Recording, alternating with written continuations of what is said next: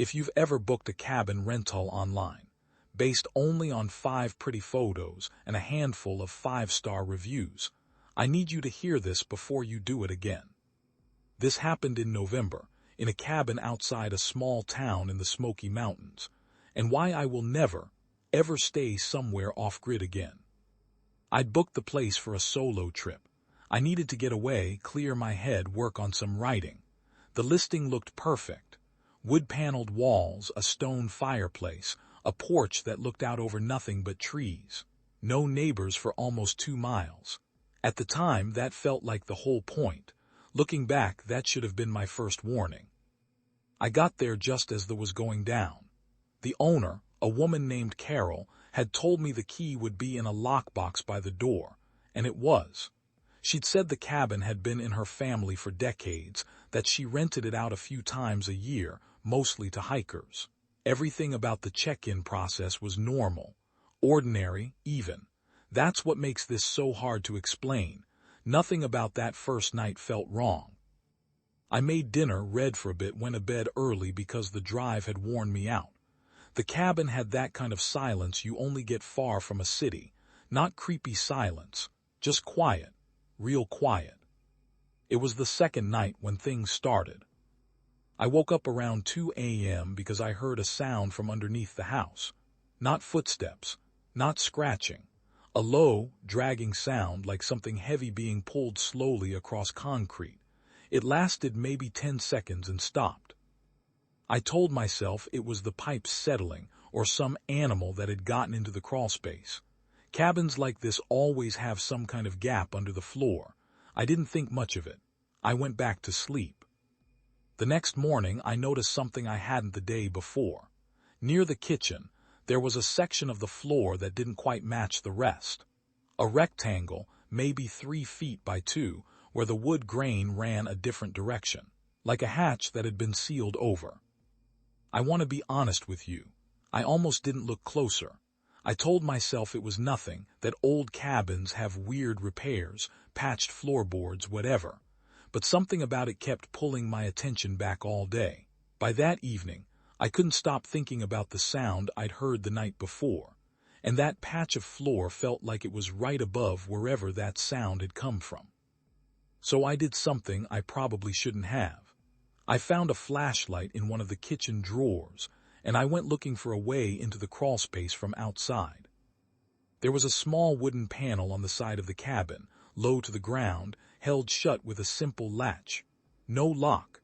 I crouched down, pulled it open, and shined the flashlight in. The space under the cabin was maybe 3 feet high, dirt floor, cobwebs, the kind of place you'd expect. But near the back, toward where that patched section of floor would be, I saw something that didn't belong. A sleeping bag, rolled out flat, and next to it a stack of empty cans, food cans, dozens of them. I want you to understand this wasn't old. There was no dust on the cans, no rust. The labels were still bright. Whoever had been down there had been down there recently. Days, maybe, not years. A sleeping bag means someone plans to come back. Empty cans stacked neatly, not scattered, means someone who's careful, someone who's organized, someone who's been doing this long enough to have a system. This wasn't a hiker who wandered in for one cold night. This was a routine. That's when the flashlight beam caught something else, further back where the crawlspace dipped lower. A pair of boots set neatly side by side against the dirt wall, laces tucked in. Not thrown there, placed there, the way you'd leave your shoes by a front door. I backed out of that crawlspace so fast I hit my head on the panel frame.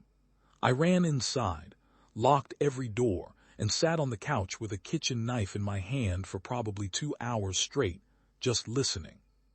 Around midnight, I heard it again, that dragging sound, except this time it wasn't coming from under the kitchen.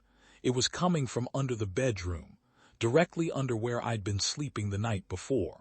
I didn't call the police right away, and I still don't fully know why. I think some part of me didn't believe what I was seeing, even as I was seeing it. Cell signal out, there was almost nothing. 1 bar if I stood by the window in a specific spot. I finally got through to a dispatcher around 1 a.m. tried to explain as calmly as I could that there might be someone living underneath the cabin I was renting. She asked me if I was safe right now. I said I didn't know. She told me to stay where I was, keep the doors locked, and that someone would be sent out, but the nearest unit was almost 40 minutes away given how remote the property was. 40 minutes is a long time when you're alone in a cabin with a knife, listening to the floor. I kept my eyes on that patched section of wood the whole time, like if I stared at it hard enough I'd see it move first, before it actually did.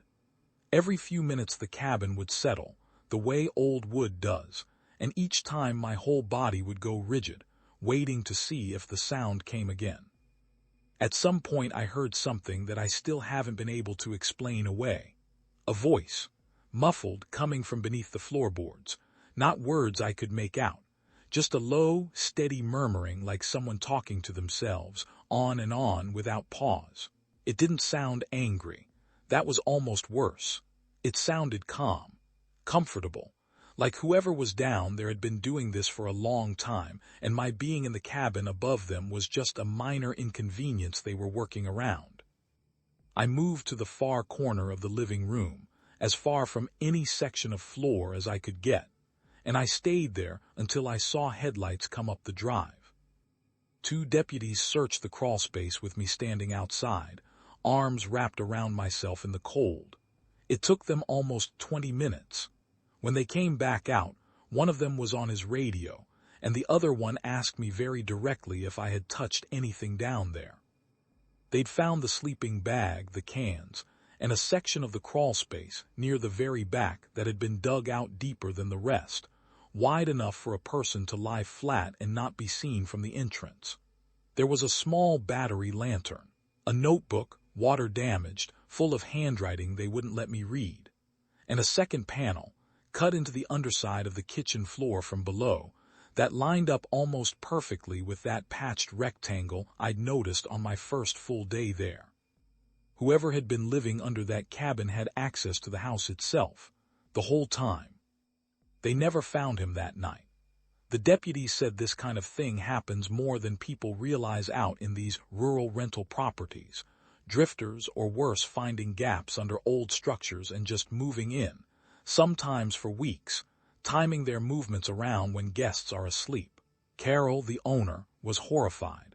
She said she had no idea, that she rarely came out to check on the place between bookings. I left before sunrise and never went back. I still don't know who he was, or how long he'd actually been under that floor before I ever arrived. I don't know if he'd done this to other guests before me, other people who never noticed the patched wood, who never heard the dragging sound, who just packed up after their trip and left, never knowing how close they'd slept to someone else the entire time.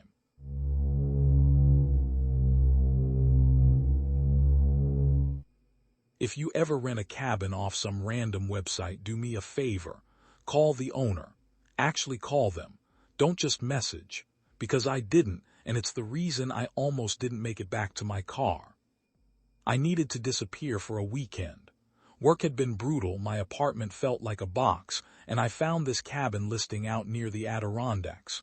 Cheap, secluded, off-grid experience, the listing said.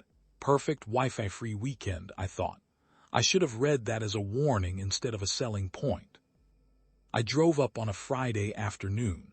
2 hours past the last gas station, the roads turned to gravel, then to dirt, then to something that barely counted as a road at all. My phone lost signal about 40 minutes before I got there.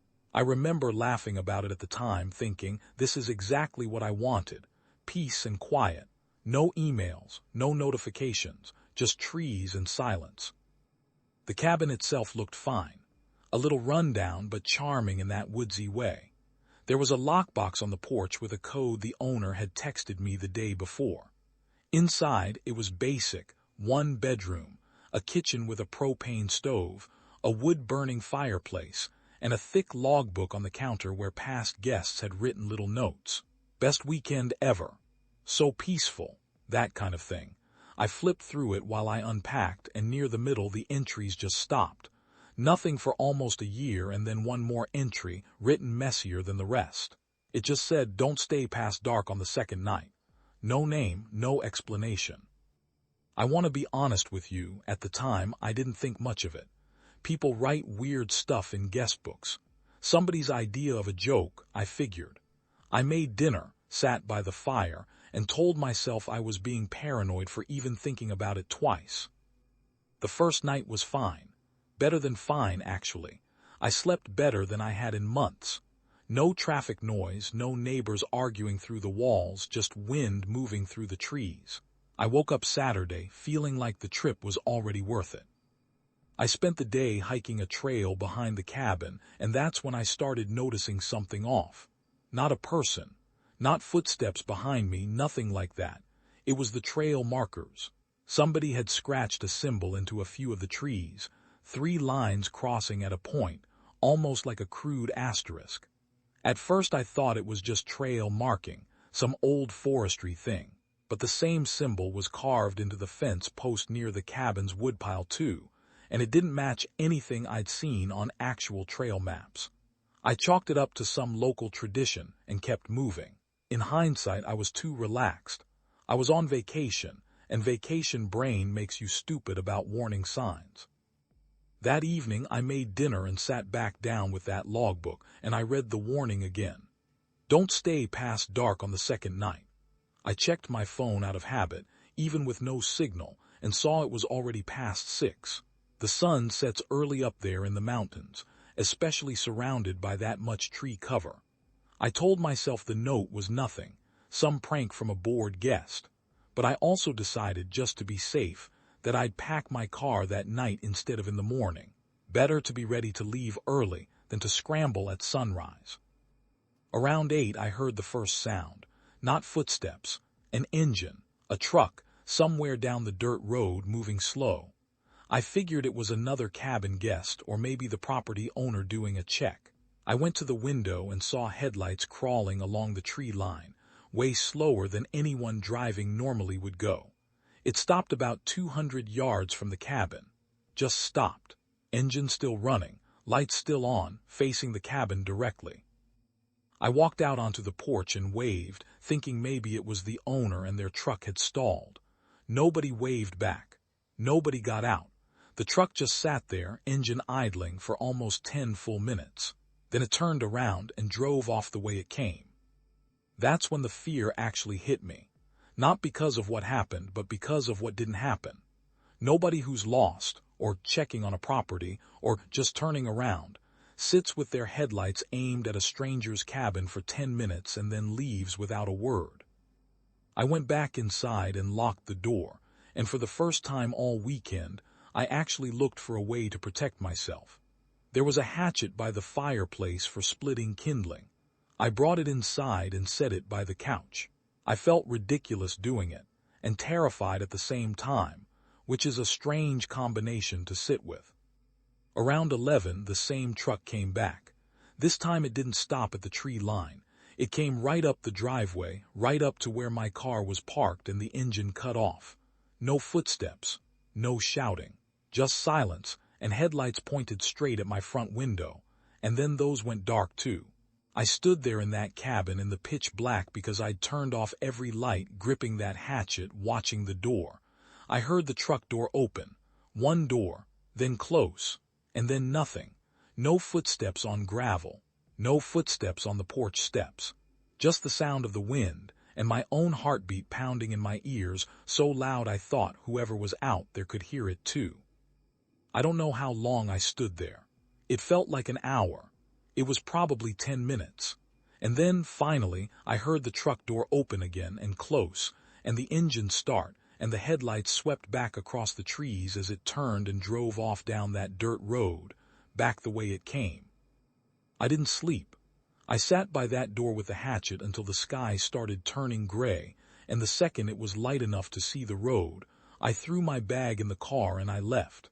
I didn't stop to pack properly. I left food in the fridge. I left half my clothes folded on the bed. I just drove. When I finally got signal again, about 40 minutes out, I called the number the owner had texted me from. It rang out. no voicemail, so I did the one thing I should have done before I ever booked the place. I called the local sheriff's office for that county and asked if they knew anything about a cabin off that stretch of dirt road. The deputy who called me back 2 days later didn't sound surprised. He asked me to describe the truck, the time it showed up, whether I'd seen a plate. I hadn't, it was too dark. Then he told me something that made my stomach drop. That cabin had been flagged twice before by other renters describing almost the exact same thing. A truck showing up late on the second night, sitting outside for a while, then leaving without anyone approaching the door. Nobody had ever been hurt, but nobody could explain it either, and the actual owner of the property, the real one, had no idea his listing had been copied and reposted under a different account, with a lockbox code that wasn't even his. Turns out somebody had been using that real cabin's photos to run a fake booking page, pocketing the money, and showing up themselves in the truck to see who'd taken the bait. The deputy figured they were casing the renters, sizing up whether the place was empty enough, whether anyone would notice if something happened to whoever showed up that weekend. 2 nights was their pattern, long enough to make you comfortable, and short enough that nobody back home would think to check on you yet. They never caught who it was. The listing account went dark the same week I called it in, deleted before anyone could trace it. But the sheriff's office said the tip helped them connect it to 2 other reports from renters in neighboring counties, and now there's an active file on it. I think about that guest book note all the time. Somebody who stayed there before me knew enough to leave a warning and not stick around to explain it. I got lucky. I listened to my gut before I listened to my comfort, and I made it out before that truck ever needed to come back a third time.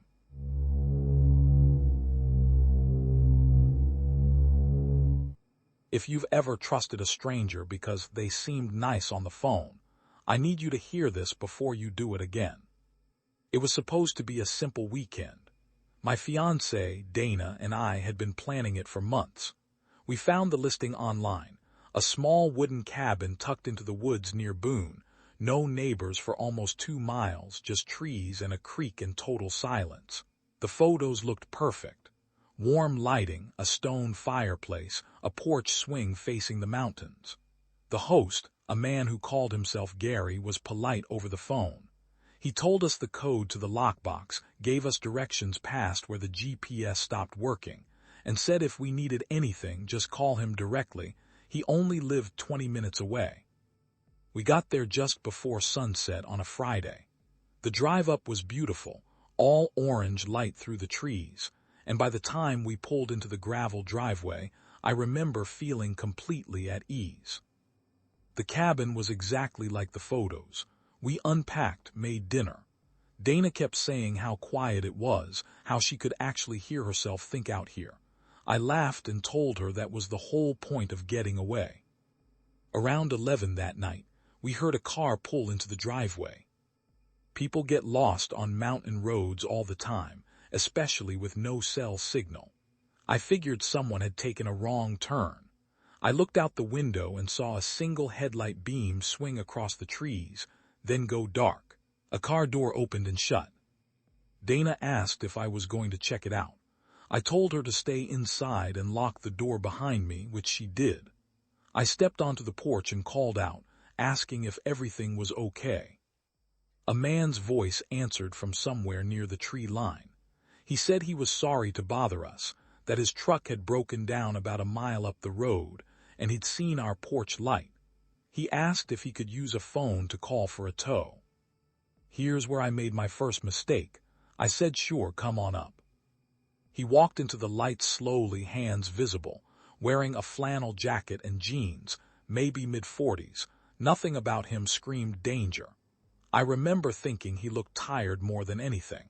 I led him onto the porch, and Dana cracked the door and handed out her phone since mine had no signal either. He thanked us, dialed a number, and started talking to what sounded like a tow company. Dana and I stood there half listening, being polite, the way you do when you don't want to hover over a stranger's private call. That's when he asked if he could sit for a minute, said his ankle was bothering him from walking down the road in the dark. We said, of course, we're not monsters, and he sat on the porch step. For the next 10 minutes he talked to us, told us about his job doing landscaping in the next county, asked how long we'd been together, said the cabin belonged to a good friend of his, actually, and wasn't it a small world? He mentioned Gary's name specifically. Said Gary had rented that cabin out for years and always kept the place looking sharp. That detail is what put us fully at ease. A stranger who knew our host by name, in a place with no other houses for miles. It felt like confirmation that everything was fine. The tow truck, he said, would be another 40 minutes. Could he wait inside just to get warm?